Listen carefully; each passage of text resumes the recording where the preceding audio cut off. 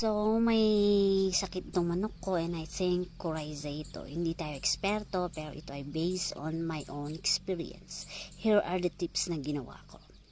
Una, i-isolate nyo yung chicken para hindi siya makahawa sa mga kasama niyang manok. Yun, kasi maaari niyang mahawaan yung mga kasama niya. Kailangan natin siyang i-isolate. Hiwalay muna sa mga kasama niyang manok. And then, susunod mong gawin is bigyan mo siya ng medication.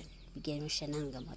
So, ang ginamit ko sa akin is Premoxil. Yung. So, ito Premoxil kasi nakita ko may para sa coryza siya. And so on. And marami pa. Ayan. And then, salt water. Ang gawin mo sa salt water is tunawin mo sa mainit na tubig, palamigin, and then apply directly sa mata ng manok. Ayan. So, okay naman siya. Base ito sa aking experience. Hindi tayo eksperto. Yun. Akala ko nga mamamatay ito pero okay naman siya. So, ang susunod mong gawin is, ayan, lagyan mo siya ng tali para mamonitor mo pa rin yung manok. Kasi baka siya bumalik ulit yung sakit niya. Ayan. Para lang ma-continue mo yung pag-monitor sa kanya.